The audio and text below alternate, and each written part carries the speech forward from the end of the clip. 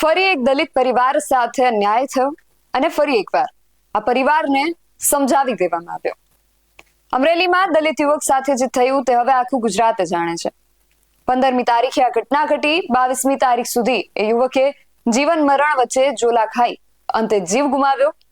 જ્યાં સુધી ન્યાય કે ન્યાયની ખાતરી નહીં મળે ત્યાં સુધી મૃતદેહ નહીં સ્વીકારવાનો પરિવારે નિર્ણય કર્યો અને ગઈકાલે એ દિવસ હતો જ્યારે સમજાવટ બાદ આ પરિવારે મૃતદેહ સ્વીકાર કરી પોતાના એ દીકરાના અંતિમ સંસ્કાર કર્યા. જે દીકરો એ જ દિવસે 20 વર્ષનો થવાનો હતો પણ થઈ ન શક્યો. કોણે શું સમજાવટ કરી વિગતે વાત કરી આ અહેવાલમાં. જય હિન્દ. BSI TV ન્યૂઝ પર આપની સાથે હું છું નિધિ ગઢવી. અમરેલીના જરખિયા ગામમાં જે ઘટના ઘટી તેણે આખા ગુજરાતને હચમચાવી નાખ્યું છે. સંવેદનશીલતાની સામે રોષે ભરાઈને કોઈ વ્યક્તિ સંવેદનાહીન બનીને કોઈનો જીવ નીકળી જાય ત્યાં સુધી તેને માર મારે એ આ ભારતમાં આ ગુજરાતમાં કેવી રીતે બની શકે? પણ આ નગ્ન સત્ય છે જેને જોઈને આપણે આંખો બંધ નહીં કરી શકીએ, કારણ કે આપણા જ ગુજરાતમાં સ્વતંત્રતાના આટલા વર્ષો બાદ સંવેદનશીલતાની સામે સંવેદનહીનતાએ એક નિર્દોષ યુવકનો ભોગ લીધો. એ યુવક કે જે હજુ હવે 20 વર્ષનો થવાનો હતો એ 20 વર્ષનો થાય એ પહેલા એની હત્યા કરી દેવામાં આવી અને એનો 20મો જન્મદિવસ એની પુણ્યતિથિ બનીને રહી ગયો.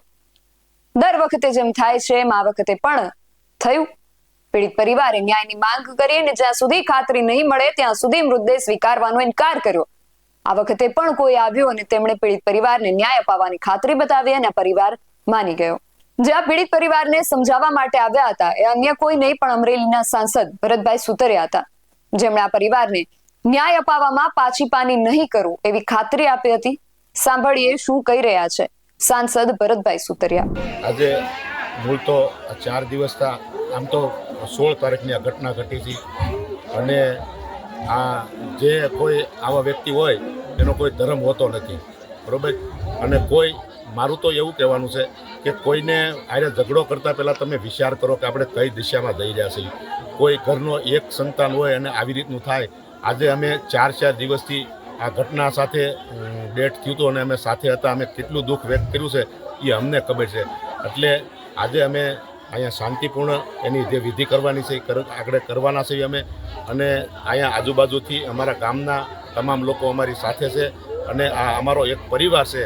એ રીતે અમે આજે આ વિધિ પૂરી કરવાના છે અને આખો પરિવાર, ગામ એટલે એક અમારો પરિવાર એમ બધાએ મળી અને અમે અહીંયા આજુબાજુના ગામથી બધા આવ્યા છે અને અન્ય સમાજના પણ લોકો આવ્યા છે.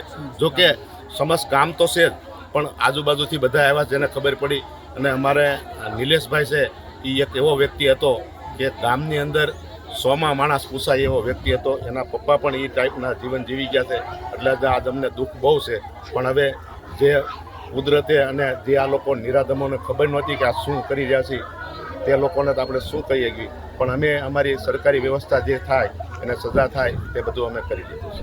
ન્યાય આપવામાં પાછી પાની નહીં કરવું એવી ખાતરી ભરતભાઈ સુતરિયાએ આપી છે. પણ પ્રશ્ન જે વર્ષોથી છે એમ જ આ વખતે પણ ઉઠી રહ્યો છે કે ન્યાય મળશે ખરો? અને પ્રશ્ન એ પણ છે કે ક્યાં સુધી આપણે આવી રીતે માંગણીઓ કરવાની જરૂર પડશે? અન્યાય થાય છે ત્યારે ન્યાય માંગવો પડે છે, ત્યારે ન્યાયની ખાતરીઓ આપવી કે લેવી પડે છે. પણ અન્યાય સામે ન્યાય માંગવાનો આ સિલસિલો ક્યાં સુધી ચાલતો રહેશે એ આપણે પણ વિચારવાની જરૂર છે. આ વિષય તમારું શું માનવું છે અમને કમેન્ટ કરીને ચોક્કસથી જણાવજો. આવા જ વધુ અહેવાલો સાથે મળતા રહીશું.